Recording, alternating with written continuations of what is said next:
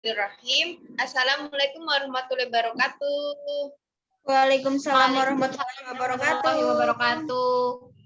Perkenalkan, kami kelompok modifikasi perilaku kelompok 6 yang beranggotakan saya, Rosenda Vesnia Satria Putri, NIM 213. Lalu yang di atas saya ada Hanifah Nurfitriani, NIM 199. Dan saya Nina Nadia, NIM 209. Saya Anissa Hutami, NIM 211. Oke, akan mempresentasikan hasil tugas kami, yaitu tugas yang berjudul perilaku kepatuhan menggunakan masker dan mencuci tangan pada anak TPQ. Oke, next. Subjek dan narasumber, anak-anak TPQM Prokerto yang berinisial ANF, lalu yang kedua RY, kemudian guru TPQM di Prokerto yang berinisial Ustadz A. Next. Tujuan intervensi. Untuk mengetahui perilaku anak-anak TPQ dalam mematuhi protokol kesehatan, yakni memakai masker dan mencuci tangan saat berada di lingkungan TPQ, serta untuk memberi penyuluhan kepada anak-anak TPQ mengenai pentingnya mengikuti protokol kesehatan, terutama di masa pandemi COVID-19. Oke, next. Rancangan intervensi. Rancangan intervensi yang dilakukan wawancara itu yang pertama adalah mewawancarai murid TPQ yang berinisial ANF, lalu yang kedua RY, lalu mewawancarai guru TPQ Ustadz yang berinisial A. Observasinya yaitu berada di lokasi TPQM Prokerto, karena ini kami inisialkan karena privasi. Oke, selanjutnya teori kepatuhan akan dijelaskan oleh Hanifah. Teori kepatuhan. Kepatuhan menerima perintah dari orang lain, Blaise 1999. Kepatuhan yang ditunjukkan dengan menaati sesuatu atau seseorang. Kusuma Dewi, S. Hadijaya, T. dan Priyatma 2012. Kepatuhan dapat terjadi dalam bentuk apapun selama individu tersebut menunjukkan perilaku taat terhadap sesuatu atau seseorang. Misalnya peraturan. Aspek yang dinilai, aspek kepatuhan diantaranya sikap mental, pemahaman mengenai norma yang berlaku, sikap kelakuan. Aspek yang ada dalam kepatuhan menurut Prijormito, disiplin memiliki 3 aspek. Ketiga aspek tersebut adalah A. Sikap mental, yang merupakan sikap taat dan tertib sebagai hasil atau pengembangan dari latihan pengendalian pikiran dan pengendalian watak. B. Pemahaman yang baik mengenai sistem peraturan perilaku, norma, kriteria, dan standar yang demikian rupa sehingga pemahaman tersebut menumbuhkan pengertian yang mendalam atau kesadaran bahwa ketaatan akan aturan norma dan standar tadi merupakan syarat mutlak untuk mencapai keberhasilan. Sikap kelakuan yang secara wajar menunjukkan kesungguhan hati untuk menaati segala hal secara cermat dan tertib. Faktor yang ada dalam kepatuhan. Faktor yang mempengaruhi kepatuhan terhadap peraturan menurut Brown diantaranya adalah faktor internal seperti kontrol diri, kondisi emosi, penyesuaian diri, dan faktor eksternal seperti keluarga, hubungan teman sebaya, demografi, lingkungan, hukum. Rahmawati, Ade, dan Lestari 2015.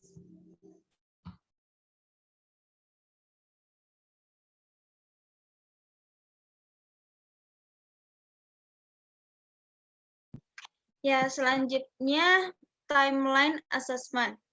Pada tanggal 18 Mei 2021, meminta kesediaan kepada narasumber untuk dilakukannya asesmen.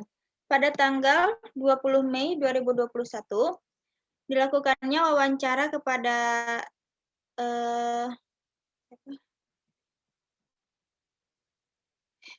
Wawancara 2 anak TPQM. Pada tanggal 21 Mei 2021 dilakukannya wawancara 1 yaitu pada guru TPQM. Pada tanggal 21, 21, 28, 29 sampai 30 Mei 2021 dilakukannya observasi di TPQM. Next.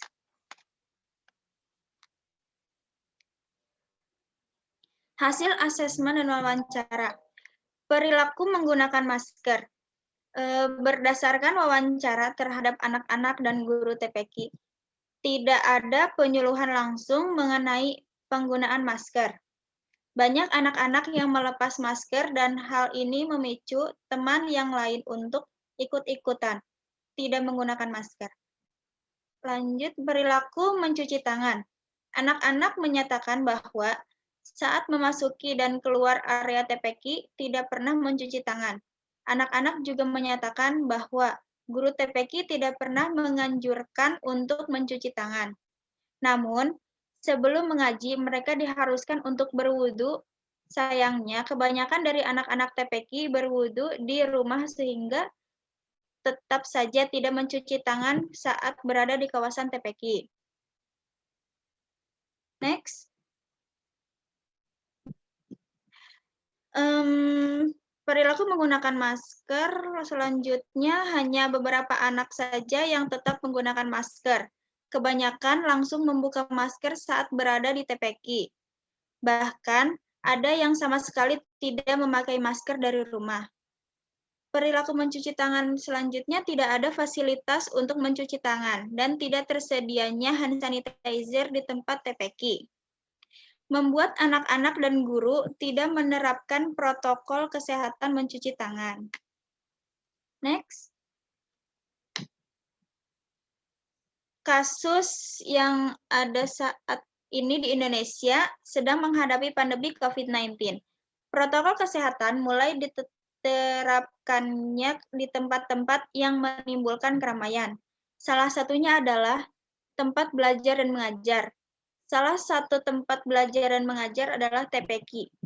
Lokasi intervensi yakni TPQM Purwokerto. Dari hasil asesmen didapati bahwa sebagian besar orang-orang yang berada di TPQ tidak mengikuti protokol kesehatan, menggunakan masker dan mencuci tangan. Hal ini bisa saja menyebabkan rantai virus terus-menerus berlanjut jika terus dibiarkan. Next. Slide berikutnya akan dijelaskan oleh Anissa Hutamiadi. Ya, kelompok kami memilih rencana intervensi menggunakan teknik shaping. Next. Apa itu shaping?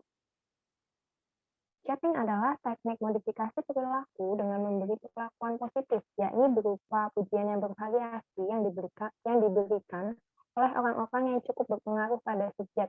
Dalam hal ini, orang yang berpengaruh adalah guru-guru di TPQ ya. Hal ini bertujuan untuk menumbuhkan keberanian dan percaya diri tanpa membuat subjek tertekan. Next. Ya, di sini ada hasil baseline, tabel baseline setelah kita melakukan observasi selama 4 hari ya. Observasi dilakukan pada tanggal 21, 28, 29, dan tanggal 30 Mei. Nah, di sini ada warna yang mewakili ya. Warna biru ini mewakili tanggal 21 Mei, tanggal merah mewakili tanggal 28 Mei, warna hijau mewakili tanggal 29 Mei, dan warna ungu mewakili tanggal 30 Mei yang nantinya akan berguna untuk kita membaca tabel baseline.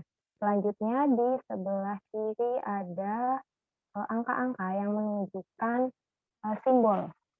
Jadi di angka 1 ini menunjukkan artinya tidak pernah. Lalu angka 2 artinya jarang. Nomor 3 ini artinya kadang-kadang. Nomor 4 artinya sering, dan nomor 5 itu artinya selalu. Lalu di bawahnya ini adalah pengkategorian. observasi yang kita lakukan. Yang pertama, memakai hand sanitizer. Observasi selama 4 hari menunjukkan bahwa subjek tidak membawa hand sanitizer. Membawa dan memakai hand sanitizer itu tidak pernah ya. Lalu yang kategori kedua ada cuci tangan saat masuk dan keluar TPQ. Pada observasi tanggal 21 dan tanggal 28 Mei, subjek jarang, tapi melakukan tangan saat masuk dan keluar. Jadi pada saat hari pertama itu mencuci tangan saat kedua juga. Nah, lalu pada hari ketiga dan keempat, yakni tanggal 30, subjek tidak mencuci tangan saat masuk dan keluar TPQ sama sekali. Lalu selanjutnya kategori ketiga ada menggunakan masker yang layak pakai. 4 kali observasi ini subjek selalu menggunakan masker layak pakai ya. Selanjutnya ke kategori 4, yakni subjek selalu melepas masker saat berada di TPQ dan selalu dilakukan selama 4 hari observasi ini ya. Lalu selanjutnya kategori selanjutnya adalah menjaga jarak dan tidak berjabat tangan. Ini pernah dilakukan ya. Jadi subjek selalu tidak pernah menjaga jarak dan selalu berjabat tangan. Jadi, kategori selanjutnya adalah subjek menutup mulut saat bersin. Subjek selalu melakukan itu ya di hari pertama dan hari kedua, tetapi di hari ketiganya kami mendapati bahwa subjek tanpa menutup tangan. Kalau tidak salah batuk gitu. Lalu di hari keempat tetap mengikuti protokol kesehatan saat batuk gitu. Lalu kategori selanjutnya subjek berpakaian bersih dan rapi. Ya, pada hari pertama observasi kami melihat subjek saat berangkat ini cukup rapi ya, tapi pas udah mau pulang tuh mungkin lari-lari gitu ya. Jadi dan saat itu kondisinya hujan jadi kotor pakaiannya gitu. Lalu pada hari kedua subjek pakaiannya selalu bersih dari awal sampai akhir pulang. Mungkin juga dikarenakan kondisinya tidak hujan gitu. Sayangnya di hari ketiga dan keempat ini hujan, jadi subjek pakaiannya kotor lagi saat selesai jajan gitu. Lalu di kategori terakhir ini ada tidak memakai transportasi umum. Ya, subjek selalu tidak pernah memakai transportasi umum karena subjek tinggal di dekat TPQ. Ya. Sekian, terima kasih. Saya kembalikan kepada Rosenda. Ya, sekian terima kasih.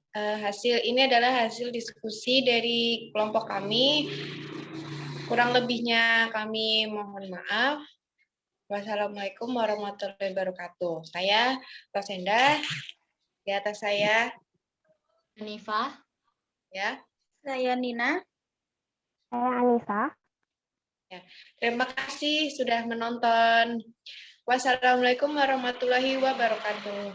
Waalaikumsalam Waalaikumsalam warahmatullahi wabarakatuh. Wassalamualaikum warahmatullahi wabarakatuh.